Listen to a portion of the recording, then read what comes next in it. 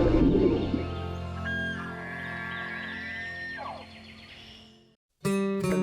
Afield. Every week, Kentucky Afield brings you features on hunting and fishing across the state. What a nice fish. It's an opportunity to hopefully get that bird in the lake. Hey, we got another one over here. There he is. Ooh, a nice one too. Boy, he's healthy. What do we got? That was awesome. Got the first kill. Barely made it out of the field. Got one big smallmouth. Very nice. Double point, they're in there. There they go. Look at that joker. Woo! That's a good one there. Look at that. Beautiful. Whoa, this is a good one. That's better than good, Chad. Hello and welcome to Kentucky Afield. I'm your host, Chad Miles. Join us as we journey the Commonwealth in search of outdoor adventure. This week, we're going to showcase all of our favorite activities when the weather turns cold, like crappie fishing, predator hunting, and first up, a unique deer hunt.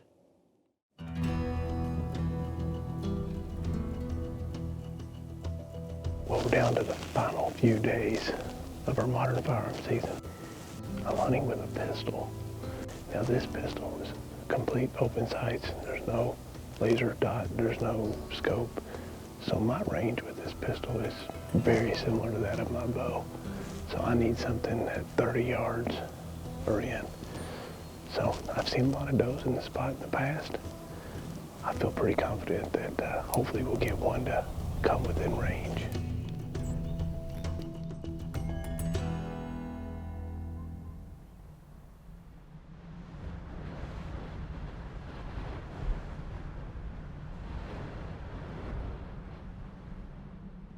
Man, it's been such a dramatic change in the last 48 hours. It went from really what felt like fall-like conditions.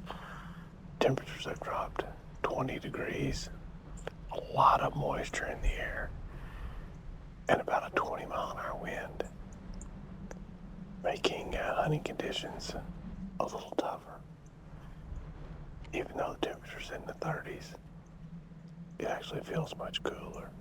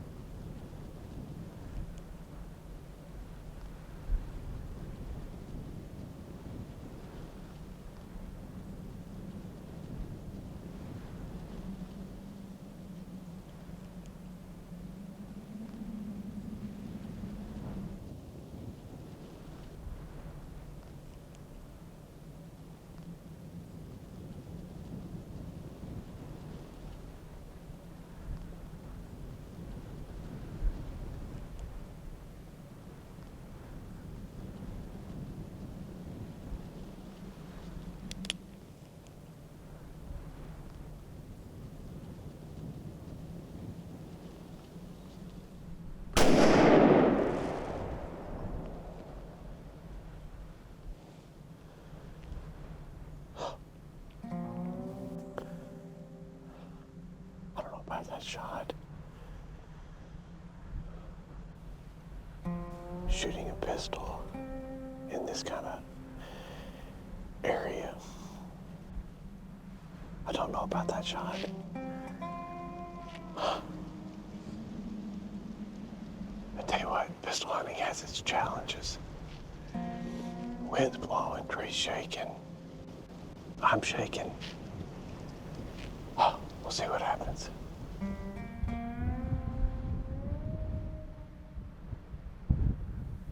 Well, it's probably been about 45 minutes since my shot. You know, the range on this pistol is very similar to a bow, but the beautiful thing is that there's a lot of brush, kind of branchy limbs between here and where the deer was at. And with this pistol, I don't have to worry about that as much. With the bow, I could never make that shot. So there are some advantages. I'm not positive what type of shot that was. You know, shooting a pistol, when you get out 25, 30 yards, everything has to be perfect. So, give it some extra time.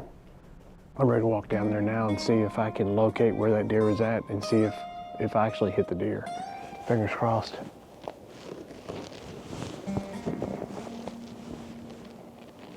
Oh, look at all the hair.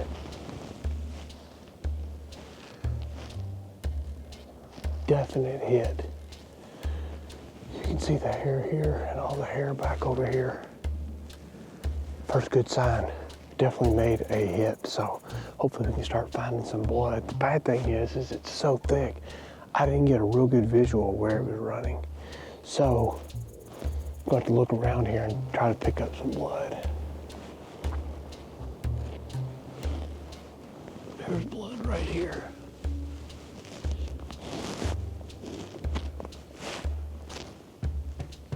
Something slid down through here.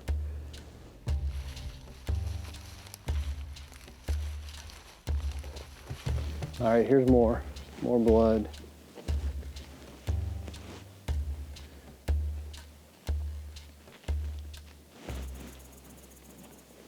Here we go. Oh, there she lays right there, right on the edge of the field. Man, this was a longer track than I thought. You know, it's one of those things, I'm shooting it with a big caliber pistol, but you know, shooting a pistol is much like a bow in the fact that, you know, your accuracy is not going to be that of a high-powered rifle. I gave this deer plenty of time and it covered a little bit of ground. We're probably 250 yards. Well, here she is. This hunt's been an interesting experience. I'm seeing why this deer ran a little ways. It wasn't a perfect shot. I was kind of trying to put the shot right here and I missed about 4 or 5 inches back. Still ended up with a humane kill. It's been a great season. You know, I took a deer early with my bow, took my buck with a rifle, finished off the gun season with a pistol. This doe is going to be perfect in the freezer. Winter here in Kentucky provides some great fishing opportunities, like crappie fishing. Today I'm on beautiful Cave Run Lake with an old fishing buddy, Kris Mann. How you doing? Doing well, Chad. Good to see you today. Good to see you as well. Good to be back out. You've always told me this is one of the lakes that you like to fish the most, and people think of this lake as a musky lake, right? Yeah. It's not one that comes top of mind, people's favorite crappie lake. For a lot of people, you're not going to hear Cave Run, but you've always said it's one of your favorite lakes to fish. Absolutely. This one flies under the radar. It truly does. It's a great fishery. You'll see today just some of the habitat that we have here is second to none on the lake. And to be honest with you, this time of the year is when I really enjoy fishing. Well, let's get after them. Let's do it.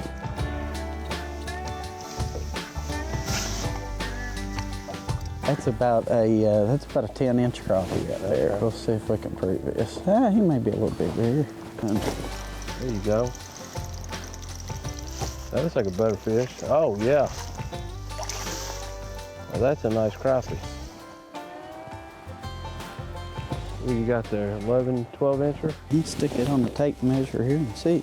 I'm gonna say 12 1/4. That's 12 3/4. That's a good fish. Any fish.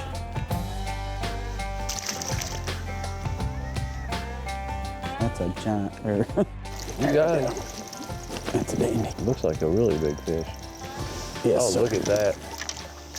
Now that's the kind of crappie in a tournament that you want right there. That's your tournament grade fish right there, guys. Pretty belly on her. Starting to get egged up. Look at this, look at across the back, how thick, got big shoulders on her. She's a pretty one. That's a big crappie anywhere in the state of Kentucky. That's a quality fish, yeah.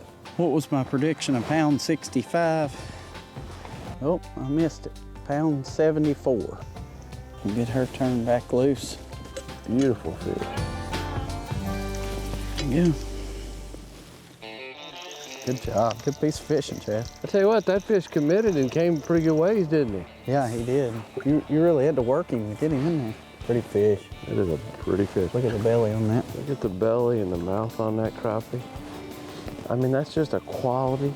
That's like a quality like Kentucky Lake crappie, isn't it? That's a beautiful fish. I can see why you like coming to Cave Run. Yeah. Like I said, that is a really good looking fish.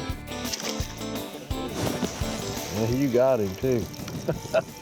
Reached out, got him way out there, didn't you, Chad? Look at that. That's a good fish there. Well, you saw him come up and hit that bait. Now that fish there was setting right on the bottom. Just a beautiful fish.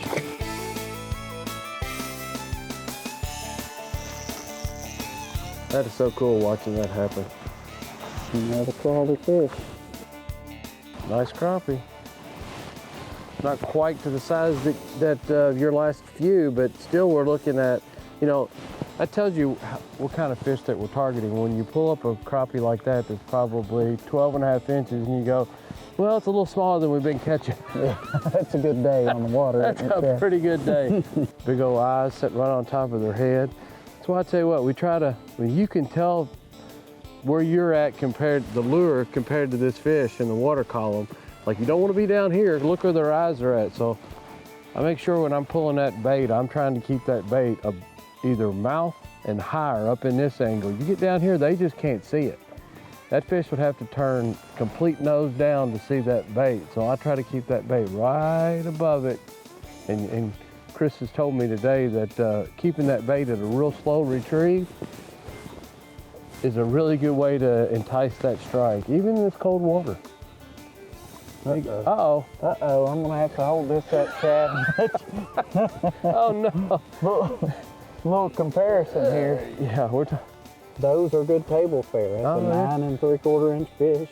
Oh yeah. And a lot of people like to keep those, and that's the ones I suggest you keep. Yeah. And let that big baby go back and produce some more big ones, and that's the way to go.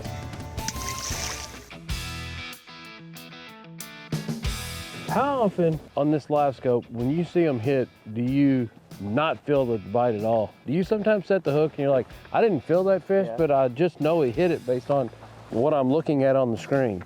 Yeah, it can certainly happen. More times than not, when you don't feel the fish hit at all and he has hit, it's because you've got a little bit of slack line somewhere, you know, and you just don't notice it. But there are times when the fish will bite so light, they're such a subtle bite that you won't feel them. I think there are a lot of anglers out here that aren't fishing with forward-facing sonar that are missing a lot of bites, and they never know it. They never know they've had them. Well, this water temperature too, these fish, I mean, these are cold, crappie are cold water fish. They're not gonna come flying across the water to come eat your lure. You gotta put it right on their face, just like we just saw, because the water temperature, look, it's 39.5 degrees. Don't take too many of those to make a great sandwich, does it? No, sir. Oh, here comes a big fish. You got him too. Now, I never felt that fish bite, Chad. I just saw that he was bound to have overrun the bait by the time, and I just went ahead and set the hook. That one got hooked right where you want him, right in that tough part of the top of the mouth, and he hooked another good quality fish, about a 12, at least a 12-inch fish, maybe 12 and a half. Just a beautiful fish. Beautiful fish.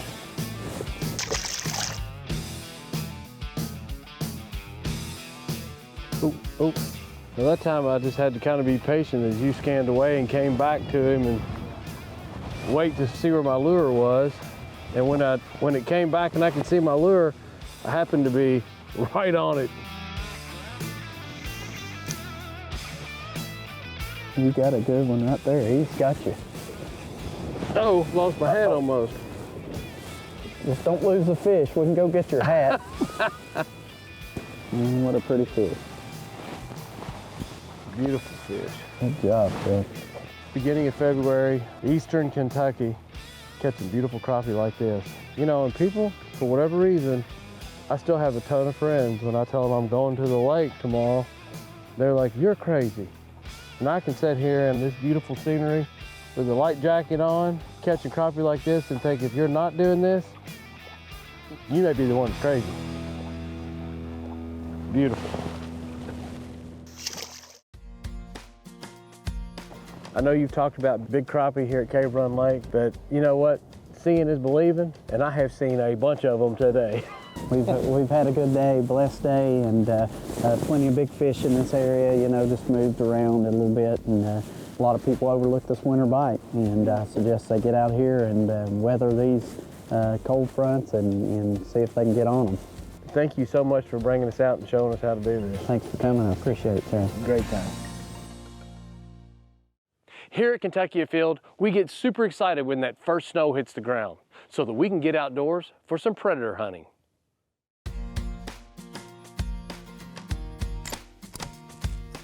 Well, Chase, as a coyote hunter, getting that first snow, I love it. look at how well you can see out here. Honestly, today I just wanted to coyote hunt because of the snow. Oh, It's perfect.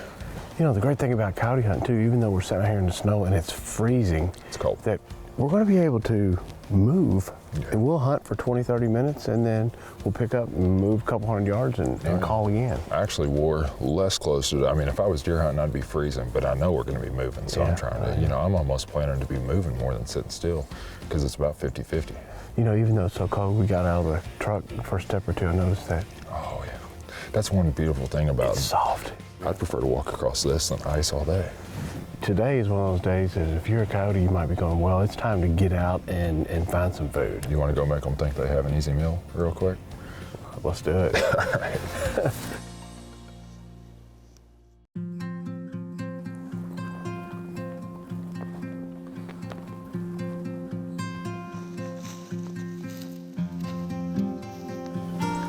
I mean, this is probably the best vantage point in the whole field is right here where we're at.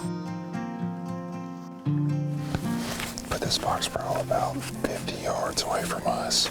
And that way, when the coyotes are coming to the sound, they're looking where we aren't, which helps us out a lot.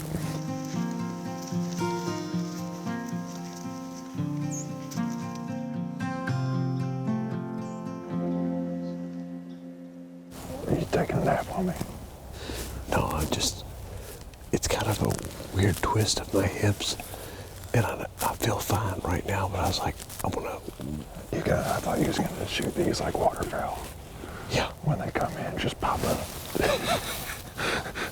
They'll never see it coming. Let's see if we can't make them come in and investigate something. Like I said, I'm gonna start off with something a little simpler.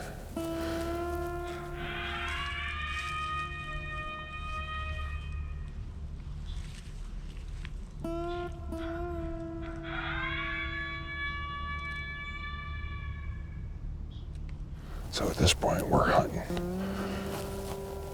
And there could be a coyote on the way, so.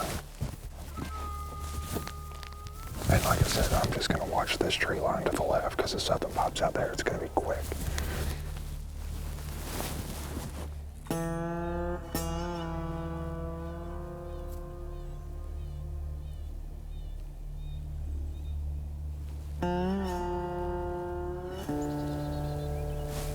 We're just gonna go about 3 minutes of this next call. Are you gonna play a fighting call? Well, I've been doing like challenge howls and barks, and so this next one's just kind of gonna be a distress.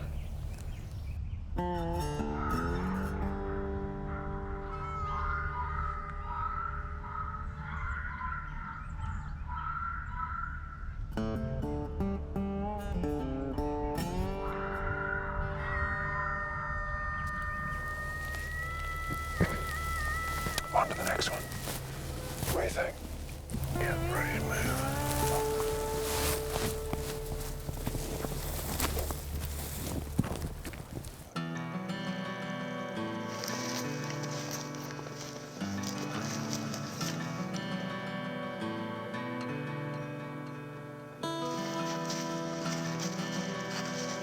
That's a really fresh set of coyote tracks coming through here. You don't think that was this morning while we were calling, do you? Possibly. Because you can see how these tracks get soft when they've been here for a while, but the fresher ones are still sharp and crisp like that. So, I mean, they could have come through when we were calling them. We just didn't see them, you know? Oh, yeah. But, I mean, those are a fresh set, and it looks like there's 2 coyotes to me.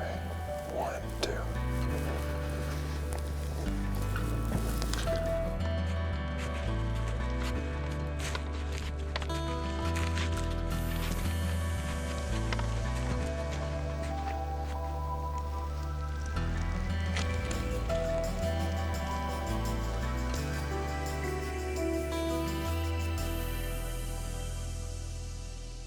This is the set that I was most excited about.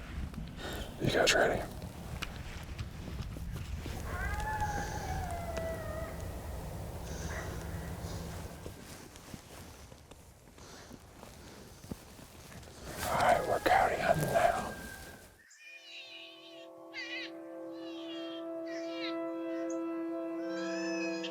There's one.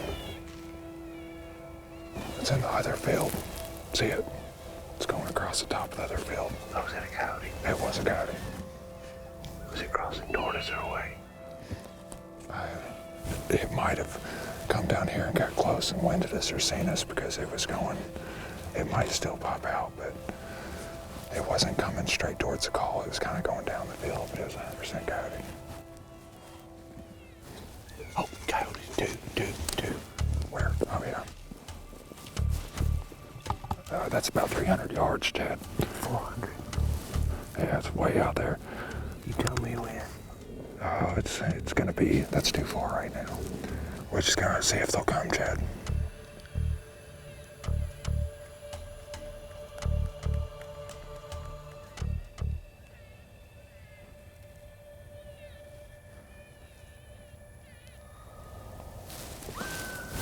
We've seen 3 and gotten 0 shots. Those last 2 were just too far. Like when I saw them, they were moving pretty fast into the field. I thought, oh, here we go. I think they saw something they didn't like. I think they saw us. I thought they were gonna come right down the middle on us. Not worried about the wind at all. It's really weird. You know, I'm not a big coyote hunter, but the more I'm spending time coyote hunting is kind of a mixture of hunting and fishing. You pick your spots, and then you choose your lure. That's only a part of the game. You gotta let them see it, and you gotta... Then they gotta come to it and get in range. And then starts the whole process of set it and then bring it in. Man, we missed the hook set on this one. Yeah.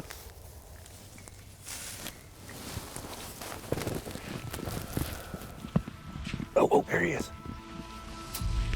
Where's it at? In the woods. Oh, I see it. It's gonna wind us.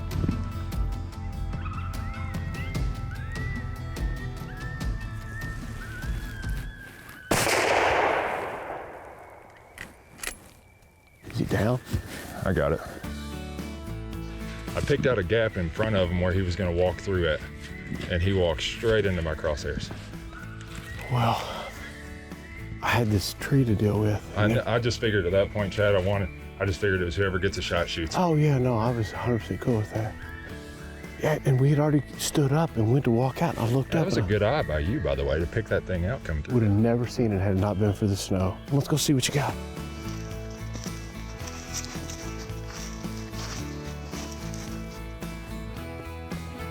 Oh, I see it. See the coyote?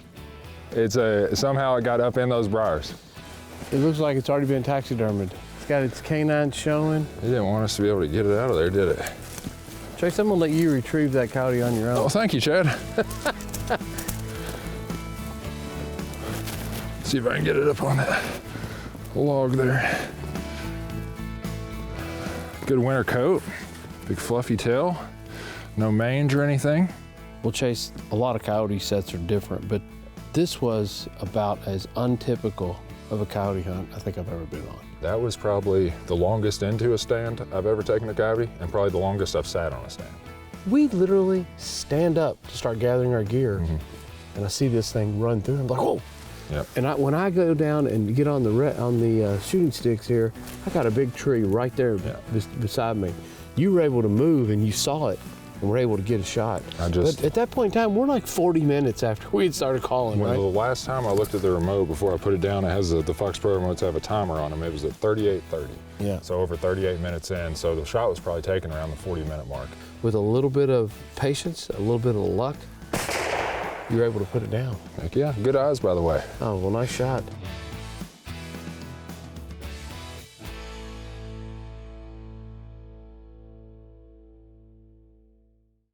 Now let's check in and see who else has been out having fun in this week's Ones That Didn't Get Away.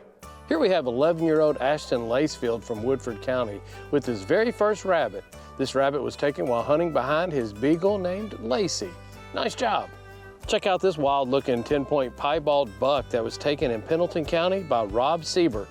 Nice deer. Check out this real interesting palmated buck that was taken by Tom Robinson in Garrett County. This deer was affectionately named Moose. Check out Lulu Howard as she took her very first waterfowl duck over the weekend. Nice job. Here we have 8-year-old Waylon Holloway holding his 4th rabbit of his day, his first limit. Nice job. Nathan Turner took this beautiful buck in Lincoln County on the opening day of modern gun season. Congratulations. 8-year-old Luke Mattingly took his very first turkey this fall in Breckenridge County with a crossbow. Are you a muzzleloader hunter? Well, don't forget the late season here in Kentucky runs from December the 14th through the 22nd. Good luck. And remember, hunting and fishing on private property is a privilege. Always ask permission and thank the landowner. Until next week, I'm your host, Chad Miles, and I hope to see you in the woods or on the water.